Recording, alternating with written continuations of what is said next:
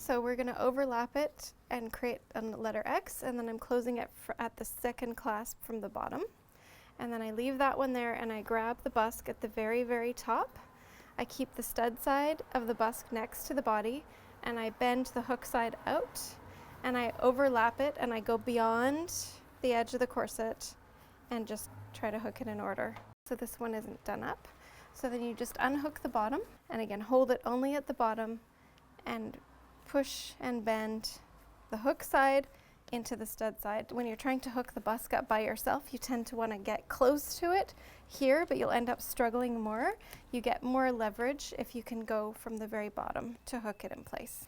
And you want to make sure that the corset's lined up at the center front of the body. And before we lace it up, you're going to reach down inside and pull your tummy up. And the reason you do this is because you want the corset to be properly in position. And you want the corset to sit on the lower abdomen if it's a longer hipped corset. So again, make sure it's lined up at the center front. You've done a tummy pull.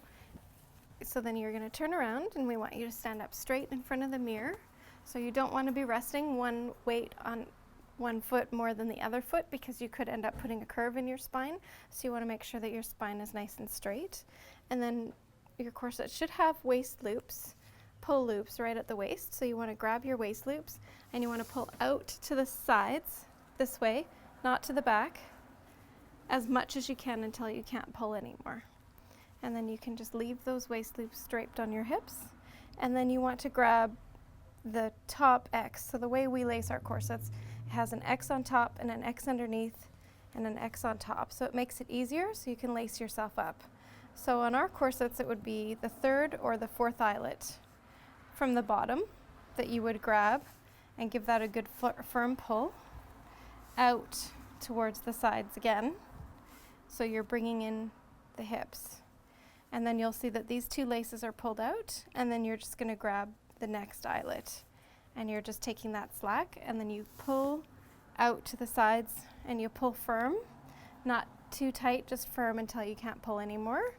And then you grab the bottom part of your waist loops. So you're just working the slack from the bottom up to the waist and then pull on the top part of the waist loops to take in the top. And then you grab the third eyelet from the top to bring in the top part of the corset. And then again, these two are pulled out. So you're going to grab the next one and you just keep working the slack down. When you're lacing, you want to make sure that you keep your gap evenly laced top to bottom.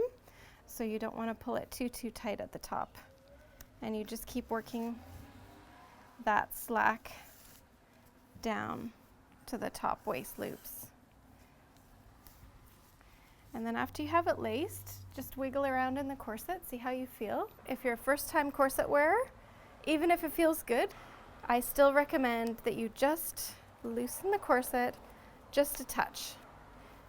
This doesn't make any visual difference to the outside of the corset, but you can feel a big difference in the fit as far as how much restrictions on you. And then you're going to take the laces and you're going to tie it in a bow. And when you're tying your bow, I try to keep my finger on the knot and you keep your bow ends shorter than your tail ends of your laces. So these are my two bow ends or my bunny ears. You want to keep these shorter than the tail ends of the laces. And then that way when you go to untie it, you can pull the longest string and it will come undone a lot easier. So then you won't have to be struggling to get out of the corset at the end of the night. And if you can do a little turn for us.